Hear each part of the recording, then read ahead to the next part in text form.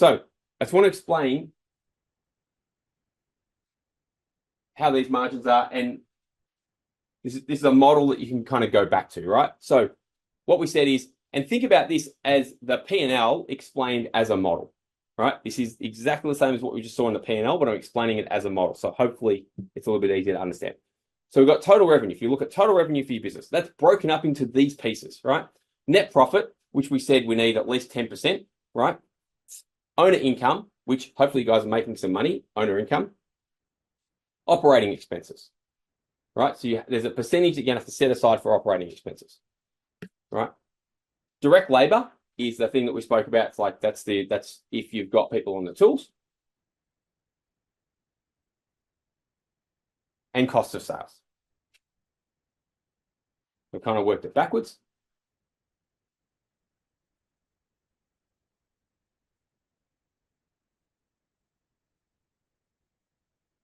Now you'll notice that if you read your P&L from top to bottom, it reads the same as this, reads left to right. So if you look at this, it's reading left to right.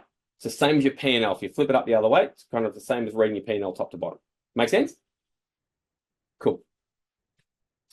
It's kind of necessary to explain all this stuff, and then the rest of it, and then we get to the fun stuff, which is starting to calculate what differences it makes, right? So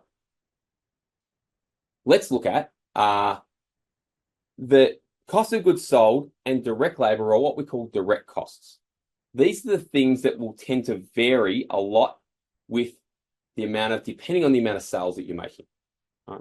So in other words, if you're selling $1 million worth of stuff, then let's just say your cost of goods and your direct labor might be 50%, which means it's $500,000. And if you're selling $2 million worth of stuff, well, the likelihood is that you're going to be spending $1 million here at that same margin, right? And between and your OPEX and your owner income, I put those into the expenses category. Now, put owner income into expenses category because owner income is not going to change. Like, it's not going to go up and down depending on like crazy, depending on how much revenue you've got coming into the business. We agree with that? It's like you're going to be the last employee left in the business if there's only enough for one person, right? Right. So when we get revenue and we take out cost of goods sold, that gives us our gross profit margin.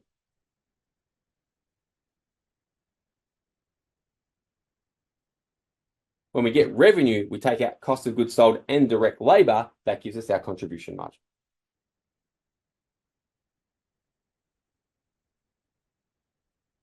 All right. And then there's GST and all of these. So whenever we're looking at all of these numbers, we're always excluding GST. So GST, think about that as being on the end there, right? At the moment, it's 10%. Some stage it'll probably go up when the government decides they need a bit more cash. And then shaking your head there, Anthony. And then you've got, so if you think about the GST as being a tax component that we just need to be aware of, then also out of your net profit, you'll pay company tax, right? Company tax rate's currently 25%. Out of your owner income, you'll pay some income tax. So there's another tax portion there. So it's just kind of,